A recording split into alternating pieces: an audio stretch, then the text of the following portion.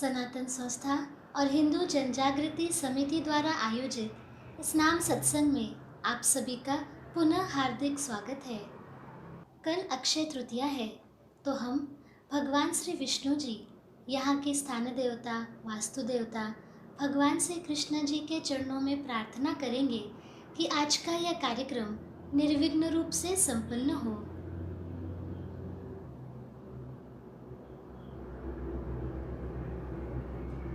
अब हम नाम सत्संग का आरंभ करेंगे। आप में से कुछ दर्शकों ने हमें अक्षय तृतीया के विषय में कुछ प्रश्न पूछे हैं, इसलिए आज के सत्संग में अक्षय तृतीया का शास्त्र इस विषय पर सनातन संस्था के धर्म प्रचारक संत सद्गुरु नंद कुमार जादव जी हमारा मार्गदर्शन करेंगे। उसके पश्चात प्रत्यक्ष संतों की उपस्थिति में हम सामूहिक नाम जप अर्थात एक ही समय अपने अपने स्थान पर नाम जप करने का प्रयास करेंगे। अब मैं सनातन संस्था के धर्म प्रचारक संत सद्गुरु नंद कुमार जादव जी से प्रार्थना करती हूँ कि हमारा मार्गदर्शन करें। जी, मैं भगवान श्री कृष्ण जी के चरणों में वंदन करता हूँ।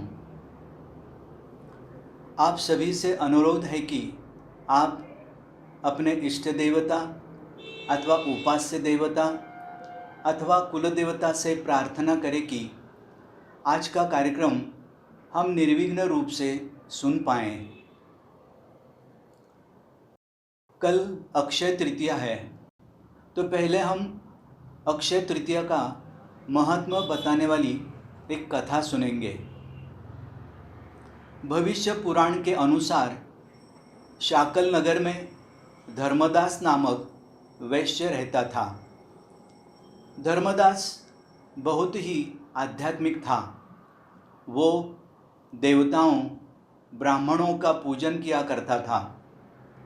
एक दिन धर्मदास ने अक्षय तृतीया के बारे में सुना कि वैशाख शुक्ल तृतीया, इस तिथि को देवताओं का पूजन और ब्राह्मणों को दिया दान अक्षय होता है। यह सुनकर धर्मदास ने अक्षय तृतीया के दिन गंगा स्नान कर अपने पितरों को तर्पण किया। स्नान के बाद घर जाकर देवी देवताओं का विधि विधान से पूजन कर ब्राह्मणों को अन्न, सत्तू, दही, चना, गेहूँ, गुड़ आदि का श्रद्धा भाव से दान किया। धर्मदास की पत्नी उसे बार बार मना करती, लेकिन धर्मदास अक्षय तृतीया को दान जरूर करता था। कुछ समय बाद धर्मदास की मृत्यु हो गई। कुछ समय पश्चात उसका पुनर्जन्म द्वारका की कुशावती नगर में राजा के रूप में हुआ। अपने पूर्व जन्म में किए गए दान के पुण्य से ही धर्मदास को राजयोग मिला। इससे अक्षय तृतीया का महत्व समझ में आता है। अब हम आपके द्वारा प्राप्त जिज्ञासाओं का समाधान करेंगे। शिप्रा जी, हमारे दर्शकों ने अक्षय तृतीया के विषय में कुछ प्रश्न पूछे हैं ना? जी जी, तो हम वो ले सकते हैं। जी, हमारे दर्शक जानना चाहते हैं कि अक्षय तृतीया का महत्व क्या है और उसे शुभ मुहूर्त क्यों कहते हैं। जी, हमारा हिंदू धर्म बहुत ही वैज्ञानिक है। हमारे ऋषियों ने देवता, पितर, व्यक्ति, समाज तथा प्रकृति का गहन अध्ययन करके ये धार्मिक उत्सव मनाने की परंपरा आरंभ की है।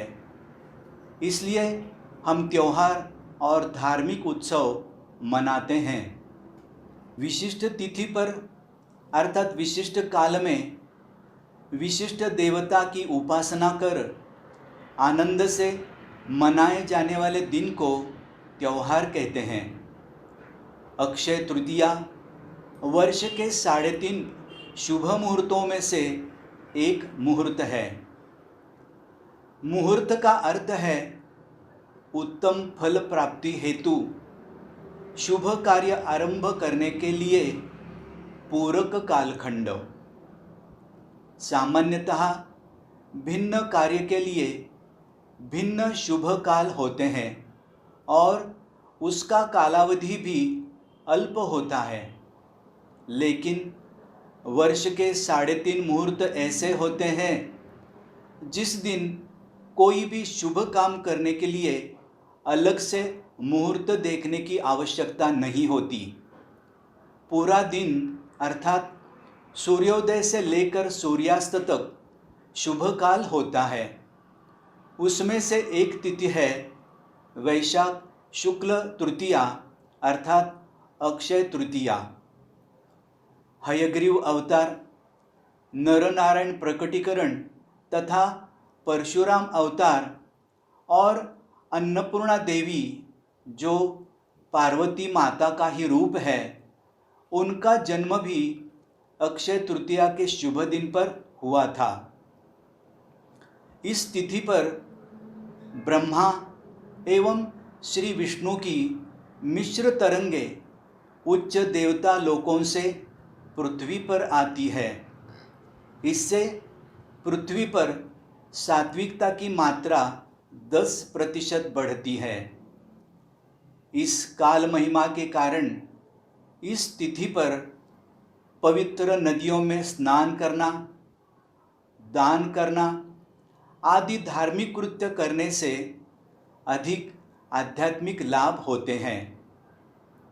अभी कोरोना महामारी के कारण पाबंदी है, इसलिए हम बाहर जाकर स्नान तो नहीं कर पाएंगे, परंतु आध्यात्म में तो भाव का महत्व बहुत है। घर में उपलब्ध पानी से स्नान करते समय यह गंगा जल ही है ऐसा भाव रखेंगे तो भी उसका हमें आध्यात्मिक लाभ मिलेगा। स्नान करते समय प्रार्थना करेंगे, हे गंगा माता, आपके पवित्र जल का मुझे आध्यात्मिक लाभ होने दीजिए। ऐसी प्रार्थना करने पर अधिक आध्यात्मिक लाभ होता है। एक और प्रश्न आया है। श्री राहुल दलवी जी ने पूछा है, अक्षय तृतीया के दिन पितरों के लिए क्या करना चाहिए? अरे वाह, ये तो बहुत ही अच्छा प्रश्न है जी। राहुल जी, आपकी जिज्ञासा वृत्ति अच्छी है। अब हम देवता और पितर तर्पण के बारे में विस्तार से समझकर लेते हैं। इससे सभी को विस्तृत शास्त्र भी समझ में आएगा और आपको उत्तर भी मिल जाएगा। अक्षय तृतीया की तिथि पर देवता और पितरों के लिए जो कर्म किए जाते हैं वे संपूर्णतः अक्षय अर्थात अविनाशी होते हैं। इस दिन देवता और पितरों को तर्पण दिया जाता है। सर्वप्रथम हम तिल तर्पण क्या है यह समझकर लेते हैं। तिल सात्विकता का प्रतीक है, तो जल ब्रह्मांड के शुद्ध स्रोत का प्रतीक है। तिल तर्पण का अर्थ है कि देवताओं और पूर्वजों को तिल तथा जल अर्पण करना। तर्पण का अर्थ है देवता और पूर्वजों को जलांजलि अर्थात अंजुलि से जल देकर उन्हें तृप्त करना। पितरों के लिए दिया हुआ जल ही पितृतर्पण कहलाता है। पितरों को अर्थात पूर्वजों को अपने वंशजों से पिंडदान की एवं ब्राह्मण भोजन की अपेक्षा रहती है। उसी प्रकार उन्हें जल की भी अपेक्षा रहती है। तर्पण करने से पितर संतुष्ट होते हैं। देवताओं को श्वेत तिल अर्पण करते हैं और पितरों को काले तिल अर्पण करते हैं। काले तिल द्वारा प्रक्षेपित रजतमात्मक तरंगों की सहायता से अतृप्त लिंगदेह पृथ्वी पर उनके लिए की जा रही विधि के स्थान पर सहजता से आ सकते हैं और विधि में उनके लिए जो अंश रखा है वह सहजता से ग्रहण कर वे तृप्त होते हैं। देवताओं को तिल तर्पण करने की पद्धति अब हम समझ लेते हैं। प्रथम ताम्र पात्र हाथ में लें। उसके बाद ब्रह्मा जी अथवा श्री विष्णु तथा उनके एकत्रित रूप का अर्थात श्री दत्तात्रेय भगवान का स्मरण कर उन्हें ताम्र पात्र में आने का आवाहन करें। ताम्र पात्र में देवता सूक्ष्म से आए हैं ऐसा भाव रखें। श्वेत तिल हाथ में लें और साक्षात देवता के प्रति तिल अर्पण कर रहे हैं इस भाव से तिल जल के साथ देव तीर्थ से अर्थात हाथ सीधा कर उंगलियों के अग्रभाग से ताम्र पात्र में अर्पण करें और अंत में देवता को नमस्कार करें। इस प्रकार देवताओं के प्रति भावपूर्ण पद्धति से तिल एवं जल अर्पण करने से देवताओं की सात्विकता अर्पणकर्ता अधिक मात्रा में ग्रहण कर पाता है। अक्षय तृतीया के दिन पूर्वजों को तिल तर्पण करने का महत्व अब हम समझ कर लेंगे। अक्षय तृतीया के दिन उच्च लोक से पृथ्वी पर अधिक मात्रा में सात्विकता प्रक्षेपित होती है। अन्य दिनों की तुलना में इसकी मात्रा 60 से 70% होती है। यह सात्विकता ग्रहण करने हेतु भूवरलोक के अनेक जीव इस दिन पृथ्वी के निकट आते हैं। इनके कारण मनुष्य के लिए कष्ट की आशंका रहती है। अतृप्त पूर्वजों के कारण कष्ट की मात्रा 30 से 40% होती है। पूर्वज पृथ्वी के निकट आने के कारण उनके लिए किए गए तिल तर्पण से उन्हें ऊर्जा प्राप्त होकर उन्हें गति भी प्राप्त होती है। पूर्वजों को गति मिलने हेतु तिल तर्पण करने की पद्धति अब हम समझ कर लेंगे। एक ताम्र पात्र में अपने पूर्वजों का आवाहन करें। पूर्वज सूक्ष्म रूप से आए हैं ऐसा भाव रखें। हाथ में काले तिल लें। तिल में श्री विष्णु एवं ब्रह्मा जी के तत्वों को आने हेतु प्रार्थना करें।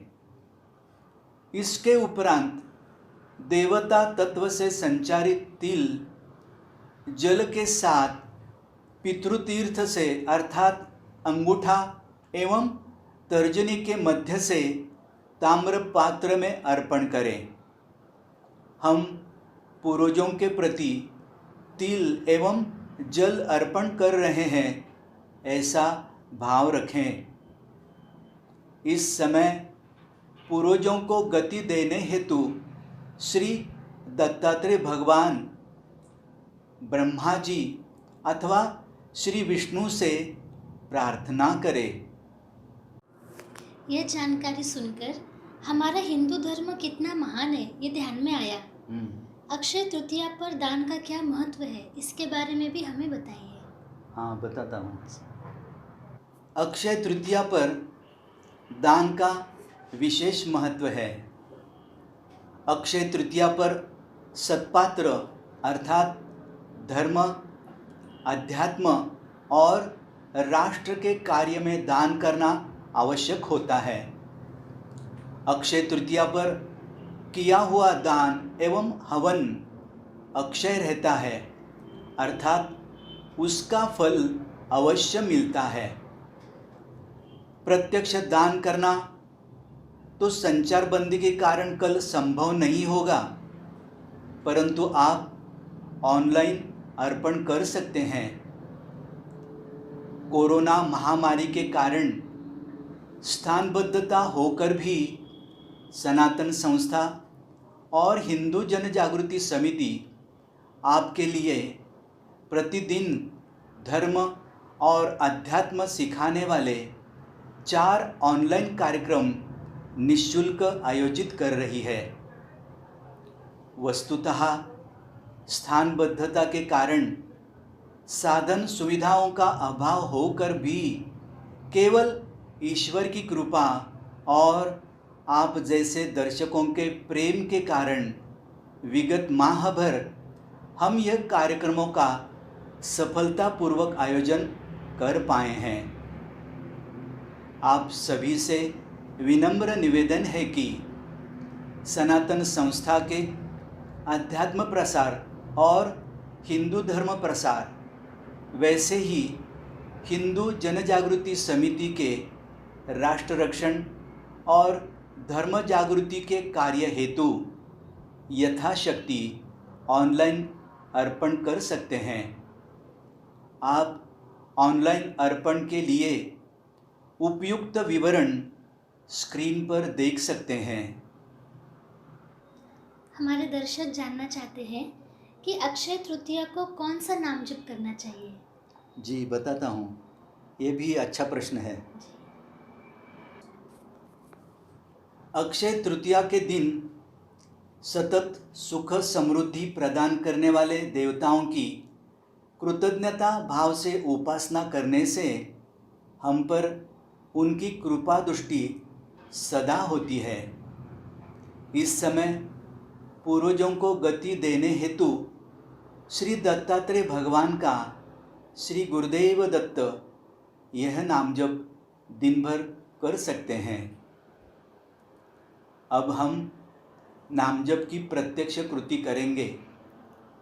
नाम जप करते समय भगवान श्री कृष्ण के छायाचित्र की ओर देखकर मन का आलंबन अर्थात मन को एकाग्र करने का प्रयास करें। मन का आलंबन भगवान के चित्र पर करने से मन में आने वाले निरर्थक विचारों की मात्रा अल्प होती है और नाम जप अधिक एकाग्रता से होता है। जिनकी प्रकृति आंखें बंद रखकर ध्यान की अवस्था में जप करने की है, वे उसी प्रकार से भी जप कर सकते हैं। नाम जप करने के बाद मन को कैसे लगा, इसका भी हम स्वयं का निरीक्षण करेंगे।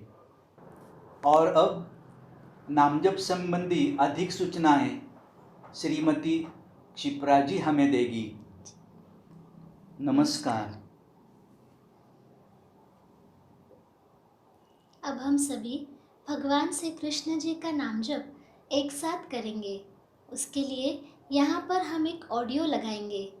इस ऑडियो की विशेषता है कि यह ऑडियो सनातन संस्था की संत सद्गुरु श्रीमती अंजलि गाडगिल जी द्वारा ध्वनि मुद्रित है।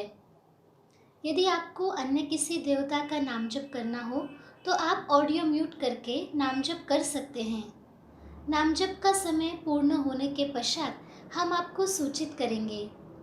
हम सभी को संतों की प्रत्यक्ष वंदनीय उपस्थिति में और संतों की वाणी में किए गए नाम जप के साथ नाम जप करने की संधि मिल रही है। तो चलिए हम सभी अब प्रत्यक्ष रूप से नाम जप करते हैं।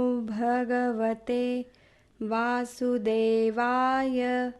ॐ नमो भगवते वासुदेवाय। ॐ नमो भगवते वासुदेवाय। ॐ नमो भगवते वासुदेवाय।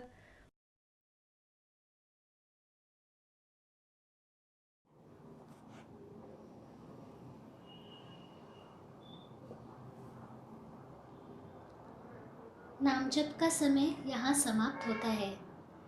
आशा है हर दिन की तरह आज भी आपको नाम जप से आध्यात्मिक अनुभव अवश्य आए होंगे। आप हमें आपके आध्यात्मिक अनुभव अवश्य भेजते रहिए। यदि नाम जप के समय किसी को अड़चनों का सामना करना पड़ा हो तो आपकी अड़चनें भी हमें भेजते रहिए। आपके द्वारा भेजे गए प्रश्न, अनुभूतियाँ, इनका विश्लेषण हम आगे के सत्संगों में अवश्य करेंगे। इस सत्संग के बाद ठीक 11:15 से 12 बजे बाल संस्कार वर्ग का आयोजन होता है। उसके पश्चात दोपहर 2:30 बजे से 3:15 बजे तक भाव सत्संग यह कार्यक्रम होता है।